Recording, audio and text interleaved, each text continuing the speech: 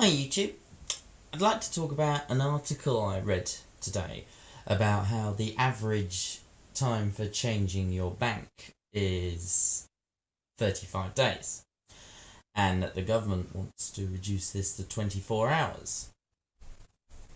It got me thinking, why do some companies treat us, the customers, a lot better than others? And it's simple. How easily can you switch to a rival? So at one end of the scale we have supermarkets. They treat the customers beautifully because almost every district, at least in London, in the big cities, you'll have about 3 or 4 different supermarkets to choose from. So, when Tesco raised the price of steak pies from 50p to 69p, I switched to Iceland. Guess what? They were 50p and they tasted even better. So they got immediate punishment. On the other hand, mobile phone networks. I'm with evil everywhere. They unlocked my phone, but didn't bother to let me know. And I was phoning them up about it for weeks, with no way of knowing whether they'd done it or not. Infuriating. But for me to switch, I have to wait a year. So that's why they can get away with murder.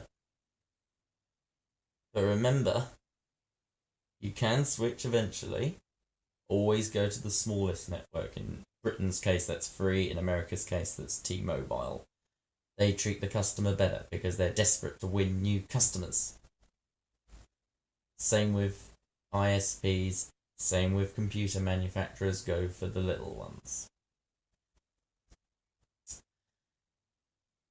Same reason why water companies treat their customers far worse than electricity or gas companies, because if you want to switch electricity or gas, it's fiddly, but it is doable.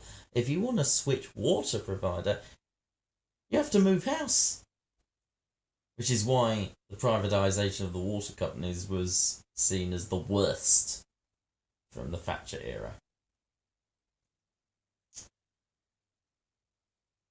If I want to change landlord, it's not as bad as mobile phone networks. 6 months. So my particular problem is my rent's so cheap it's difficult to find anywhere cheaper, even after he's increased the rent twice. But there's a worse utility than electricity, water, banks, landlords, or mobile phone networks. Politicians. 4 years we have to wait to change them, which is why the Chartists wanted to have an election every year. I don't agree with that, but I do understand the point. Okay. So, there's no such thing as good or bad capitalists.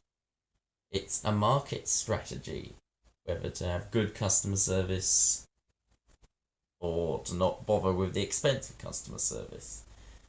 Nothing to do with their personalities. It's nothing to do with any inherent traits in capitalism. It's to do with how fast their customers can switch to rivals. My next YouTube video will be my 100th, so I'll have to have a think about that. Really enjoy it. I hope I can get to 200. Anyway, see you later YouTube. Bye bye.